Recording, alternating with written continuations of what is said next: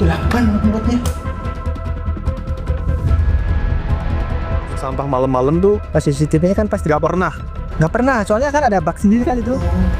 Berada timbal berinteraksi. Pengintip tugas ini. Termobil. Apakah ada laporan barang hilang seperti mungkin handphone dan lain sebagainya? Tidak ada sama sekali. Tidak ada sama Tidak ada sekali. informasi lost and found terkait dengan hal tersebut. Oke. Berarti dia berangkat ke Kemenlu itu sudah tidak bawa HP. Dia mungkin merasakan mungkin di HP itu ada ancaman.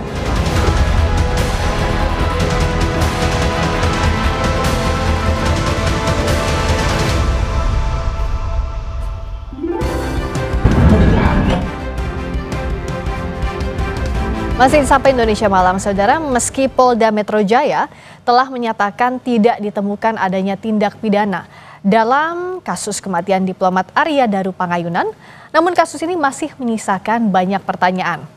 Penelusuran jurnalis Kompas TV dalam program Dipo Investigasi berhasil mengungkap beberapa kejanggalan dalam kasus kematian diplomat Arya Daru. Kita akan ulas beberapa temuan kejanggalan tersebut bersama Kabareskrim Polri 2008-2009 Komjen Purnawirawan Susno Duaji. Selamat malam Pak Susno. Selamat malam Mbak Priska, selamat malam para pemirsa. Selamat malam Pak. Kita akan bedah satu persatu yang masih menyisakan tanda tanya di kematian diplomat Arya Daru. Kita mulai dari sebelum ditemukan meninggal dunia, diplomat Arya Daru ini kan sempat terekam CCTV membuang sampah di kosannya. Nah, penjaga indekos ini menyatakan bahwa tidak biasanya Arya membuang sampah pada malam hari. Kita dengarkan dulu ya Pak, pernyataan dari penjaga indekos berikut ini. 1 sampai jam 5 ada hal yang, kalau ada yang halangan misalnya fisik, itu kan pasti kebangun, ini nggak ada ya? Nggak ada. Amat, Bo. Kita lihat di CCTV itu pas dibuka itu, nah ini kok buang sama malam-malam, pas gerimis pula gitu kan. Oh itu gerimis ya? Iya. Biasanya Buang sampahnya kemana sih Mas? depan sana. Oh udah seberang? Ya ini nih, depan tembok ini. Oh jauh berarti ya? Maksudnya nggak tertutup ya, terbuka ya? Buang sampah malam-malam tuh Pas CCTV-nya kan pasti nggak pernah. nggak pernah, soalnya kan ada bak sendiri kan itu. Depan pintu itu. Itu juga yang jadi pertanyaan kan. Kalau buang sampah kenapa nggak di situ aja? Tiap hari, padahal tiap hari saya yang buang, tiap pagi. Dari situ. Tiap pagi masih siang. Iya, nah, tapi ke malam itu buang sendiri. Dan agak banyak kayaknya ya? Nggak tahu saya juga. Kalau lihat di CCTV agak besar gitu. Cuman yang jelas biasanya walaupun banyak, itu tetap di situ biasanya sih. Oh tetap di situ? Iya, biasanya, iya. Terus masih yang buang? Saya tiap hari sama saya bagian kebersihan sini kan. Tadi soal kebiasaan membuang sampah. Ada behavior, ada kebiasaan yang tidak sama pada hari itu. Kebiasaan atau tindakan seperti ini bisakah jadi salah satu bahan penyelidikan atau tidak Pak Susno? Bisa, dan itulah yang menjadi bahan penyelidikan, hal yang tidak biasa gitu. Kalau sesuatu yang rutin, misalnya mandi pagi jam sekian, makan pagi jam sekian, itu tidak banyak penyidik atau penyelidik mendapat petunjuk. Tapi dengan sesuatu yang di luar kebiasaan, membuang sampah tidak pada tempatnya seperti yang biasa, kemudian waktu tidak seperti pada yang biasa, itu suatu petunjuk sangat berharga bagi penyelidik. Nah makanya sampahnya kan dicari dan ketemu.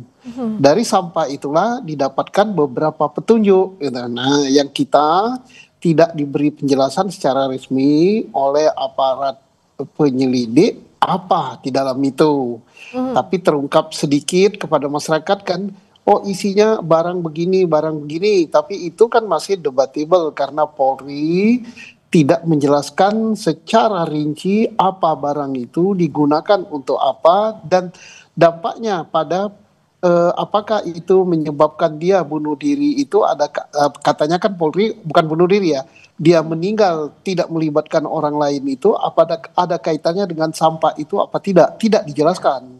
Nah mengapa tidak dijelaskan, karena Polri sudah mengatakan bahwa hal-hal yang bersifat privat tidak dikemukakan di ranah publik, itu saja alasannya. Oke. Tapi hal privat itu kan misalnya seperti isi sampahnya apa begitu, itu bisa jadi sudah diselidiki polisi tapi tidak bisa dibuka ke publik, begitu Pak Susno? Sudah, kan Polri kan sudah menjelaskan itu di depan Kompolnas, di depan Komnas HAM, dan siapa lagi aparat-aparat yang diundang waktu presentasi di Polda Metro Jaya. Iya, nah, tapi karena pribadi itu ya? Sayang beliau-beliau itu tidak menjelaskan kepada publik kalau saya nggak ikut gitu. Iya, iya. Tapi saya dapat bocoran dikit dari beliau-beliau gitu. Tapi saya nggak begitu yakin karena bocoran bukan dari tangan pertama gitu. Iya, iya. Iya, tapi artinya memang kebiasaan, apa yang terkait dengan kebiasaan yang tidak biasa itu Yang biasanya tidak memang biasa, diselidiki begitu ya Pak Susno ya? Itu sangat-sangat itu menjadi bahan penyelidikan utama. Iya, bahkan Sesuatu yang utama tidak begitu biasa. ya? Ya, misalnya saja ya, Ya, mengapa dia berada di lantai 12 Kementerian Luar Negeri. ya. Hal Kenapa kok itu bisa di kan, sana begitu? Itu kan nggak biasa ya? nggak biasa, bukan sesuatu hal yang itu tiap minggu dia ke sana atau Iya. tiap malam Jumat Kliwon dia nyepi di situ atau Iya. nah ini Iya. kan tidak biasa dia ke situ. Nah, bicara soal ini Pak, pengelola mal di mana terakhir Arya terlihat sebelum menuju ke kantor Kemlu yang tadi kita sempat bahas, bilang bahwa tidak ada laporan barang hilang di hari Arya Daru berada di mal. Pengelola mal juga menyatakan bahwa pengunjung tetap bisa menyewa taksi meski tanpa ponsel. Kita dengarkan dulu pernyataannya. Juli dari sore hingga malam ketika Arya Daru dan dua temannya berada di Mall GI, apakah ada pelaporan mungkin aktivitas yang janggal di Mall GI? Tidak ada Mas, jadi Tidak ada sama sekali. jadi beliau benar-benar kami treat sebagai customer reguler, customer pada umumnya. Jadi tidak ada laporan bahwa ada kejadian apa dan sebagainya di sini. Jadi kami baru tahu ketika pada saat kami diminta untuk memberikan CCTV tersebut. Termasuk juga mungkin apakah ada laporan barang hilang seperti mungkin handphone dan lain sebagainya? Tidak ada sih Mas, Tidak ada sama tidak ada sekali. informasi lost and found terkait dengan hal tersebut. Oke, yang terakhir tertangkap kamera adalah ketika Arya Daru itu menunggu taksi ya Mbak ya. Untuk mengakses taksi ini apakah perlu menggunakan handphone atau bisa secara manual di tempat yang sudah disediakan GI? Secara manual juga bisa Mas, karena bisa. kami ada pool taksi. Oke. Kami ada di area East Mall ada, di area West Mall juga ada. Pengelola mal bilang bahwa tidak ada laporan barang hilang. Dan faktanya lagi ponsel Arya Daru juga belum ditemukan. Sementara Pak Susno, biasanya kan data-data pribadi, data terkait sequence ngapain aja hari itu adanya di ponsel. Seperti kita lah, pasti di ponsel itu ada banyak merekam kegiatan dan hal-hal terkait kejadian ini bisa jadi. Nah, apa yang harus saat ini penyelidik dan penyidik lakukan? Penyelidik sudah mengatakan ya, handphonenya itu tidak ada. Ya. Jadi kalau hilang itu kan berarti itu tanpa dimaui oleh HDP ya, tanpa kemauan dia sendiri barang itu nggak ada. Nah, hilang. Tapi atau tanpa dikehendaki oleh HDP, tahu-tahu ada yang ngambil, itu namanya dicuri. Nah, Ya. tapi ini kan handphone itu tidak ada. Nah, handphone itu tidak ada, sudah dilacak oleh penyelidik. Handphone itu terakhir kontak dengan nomor berapa, dan Betul. apa yang dibicarakan. Iya. Dan itu juga bisa digunakan sebagai petunjuk oleh penyelidik mengapa handphone itu sampai tidak ada. Nah, tidak adanya itu hilang apa dihilangkan gitu. Nah, iya. Nah, itu hilang atau petunjuk, dihilangkan itu kan Iya. hilang dan hilangkan itu kan dua hal yang berbeda. Dihilangkan berarti Iya. ada intensi sengaja dari dirinya sendiri atau bahkan Iya. orang lain terkait. Nah, bagaimana untuk digali ini, perlukah digali lagi lebih dalam meskipun polisi bilang bahwa belum ditemukan unsur pidana, tapi apakah tetap harus didalami Pak Susno? Kalau didalami sudah kan, katanya Polri kan tidak ditemukannya handphone itu tidak masalah. Karena handphone itu telah terkonek kepada perangkat-perangkat yang lain. Misalnya perangkat lawan bicaranya, atau terkonek kepada operator, atau terkonek kepada laptop gitu. Nah, dari sanalah Polri sudah mendapatkan beberapa keterangan yang sehingga dia bisa menyimpulkan sampai tidak ada pihak ketiga yang terlibat. Tetapi persoalannya yang menimbulkan tanda tanya besar itu kan kita ini kan termasuk saya gitu ya. Iya. Saya ingin sekali tahu gitu, apa sih dalam itu. Nah, kemudian ditutup dengan penjelasan itu hal-hal yang privat. Nah, tambah lagi saya penasaran. Karena saya kan tidak punya jabatan lagi di Polri. Iya, iya. Jadi Kompolnas bukan, penasihat bukan gitu, kan saya tidak diajak gitu. Nah, Iya. tetapi kan saya walaupun sedikit-sedikit lah bisa tahu lah karena masih ada jalur ke situ ya. Tetapi penjelasannya ke saya kan tidak resmi gitu. Nah, Iya, iya, betul. nah sehingga saya sangat memahami ada hal yang privat gitu ya. Iya, jadi artinya ada hal yang privat. Ini saya mau jelaskan lagi, mau tanyakan lagi ke Pak Susno. Memang tidak semua hal bisa dibuka oleh polisi ke publik. Meskipun itu dalam hal misalnya pernyataan terkait dengan satu kasus tertentu. Memang itu lumrah dilakukan. Pertanyaan awamnya demikian. Ya, terutama untuk kasus-kasus yang akan merugikan dignity ya. Dignity artinya harga diri ya. Harga diri dari keluarga itu.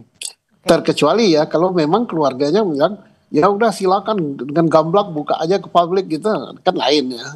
Tapi kan apakah ada itu, dan saya yakin ya bahwa satu hari sebelum press release itu kan sudah ada keterangan kepada beberapa pejabat termasuk pada Kompolnas itu presentasi oleh penyidik Polda Metro di internal ya, internal tapi mengundang pihak luar yang berkepentingan gitu ya. Nah, setelah itu konon kabarnya ya entah benar atau enggak, saya tahu bahwa pihak keluarga pun diberitahu tapi terpisah dengan acara presentasi itu. Diberitahu masalahnya apa gitu. Nah, masih bicara soal kejanggalan yang masih jadi tanda tanya Pak Susno, Wakapolri periode 2013-2014 Komjen Purnawirawan Ugroseno melihat ada kejanggalan saat Arya Daru almarhum ini kembali ke kantor Kemlu. Pak Ugro bilang bahwa menduga Arya ke Kemlu ini tanpa membawa ponselnya dan curiga ada ancaman di ponsel Arya. Kita dengarkan dulu pernyataannya. Arya Daru sudah selesai berbelanja di Mall Grand Indonesia dan itu sekitar pukul 9 malam. Ada informasi bahwa ketika sudah masuk taksi 5 menit kemudian almarhum memutuskan untuk menuju ke kantor Kementerian Luar Negeri. Ada kejanggalan di situ? Agak curiga sedikit lah, ya kan? Berarti dia berangkat ke Kemenlu itu sudah tidak bawa HP. Dia mungkin merasakan mungkin di HP itu ada ancaman. Lihat rekaman CCTV di rooftop ya, di atas ya. Mungkin dia lihat bawah dan sebagainya. Ya kita bisa menganalisa kemungkinan dia merasa tidak aman atau tidak nyaman. Dia hanya ngetes, masih ada nggak yang membutuhkan dia. Nah, bagaimana kalau dari Pak Susno soal sequence yang diduga kejanggalan ini? Bagus ya, analisanya bagus kayak. Jadi ada ancaman. Nah, ancaman itu kan bisa macam-macam ya. Bisa ancaman dari orang-orang yang sangat dekat dengan dia, bisa ancaman dari orang tertentu gitu ya, ngancam. Pokoknya kalau kamu begini-begini, saya akan begini kan. Ancaman kan macam-macam kan.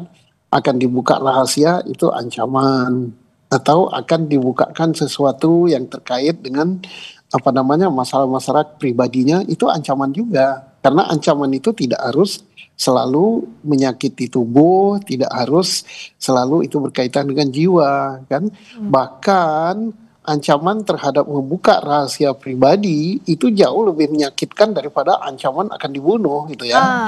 Dan bisa iya, misalnya kamu kalau tidak begini atau kamu kalau tetap melakukan hal itu gini nih, kamu akan saya buka rahasianya. Itu ancaman, dan ancaman itu sangat berat, ancaman yang begitu. Iya, dan kalau ada ancaman bisakah dikatakan masih ada kemungkinan tindak pidana atau tidak serta-merta, Pak Susno? Tergantung ancamannya. Kalau ancamannya itu kamu akan saya bunuh gitu kan, tapi kan pembunuhan itu kan tidak terjadi kan, tidak terjadi. Kemudian ada dalam teori KUHP sampai sebatas mana ancaman itu dia sudah menjadi percobaan gitu, terhadap sesuatu perbuatan pidana. Kalau di sini kan kita penyelidik belum menemukan, bukan tidak menemukan, belum menemukan. Iya betul. Nah, ya, tetapi kalau keluarga atau pihak-pihak tertentu menemukan hal itu, penyelidik dengan sangat senang hati, sangat terbuka, ya dibuka. Gitu. Nah, tadi menarik soal ini terakhir, belum ditemukan adanya unsur pidana. Artinya jika ditemukan, maka kasus bisa dilanjutkan. Nah, pintu masuk mana yang paling mungkin? Misalnya kalau dari keluarga, apakah bukti baru berupa apa Pak Susno yang bisa misalnya digunakan untuk membuka kasus ini? Apakah ada otopsi atau apa Pak Susno? Pintu masuk kemungkinan. Kalau otopsi kan sudah dilakukan, betul. Itu tidak ditemukan dan tidak ditemukan apa-apa. Tapi kalau misalnya ada alat bukti ya, tapi bukan dugaan ya, bukan perkiraan, bukan saya yakin, bukan hal-hal gitu, tapi buktinya ini, misalnya Oh, saya melihat bahwa ada orang yang masuk dalam kamar itu, kemudian orang itu tidak terdetek oleh CCTV, tapi saya punya videonya, ada yang merekamnya, itu bagus sekali. Ya, novum atau bukti baru begitu ya Pak Susno ya? Iya, itu sangat bagus dan Polri sangat berterima kasih karena apa? Ya. Polri sudah kerja keras gitu, tidak bisa menemukan itu atau belum, bukan tidak bisa ya? Ya, belum menemukan itu. Sampai Polri pun gitu mengadakan tes uji DNA gitu di kamar itu. Karena kalau DNA itu kan molekul yang sangat kecil ya, akan terdetek, rambut saja terdetek, keringat saja terdetek kalau ada orang lain yang masuk ke kamar itu. Ya, ternyata Polri belum menemukan itu. Ya, jadi jika ada novum atau bukti baru maka bisa dilanjutkan. Tapi kalau tidak maka sebaliknya, begitu ya Pak Susno? Baik.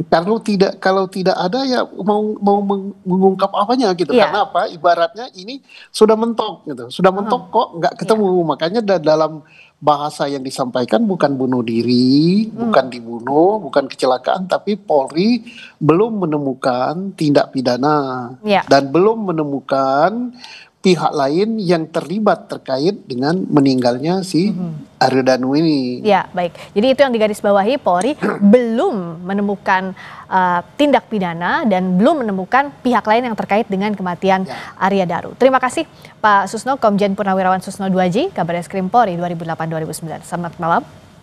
Selamat malam, Mbak.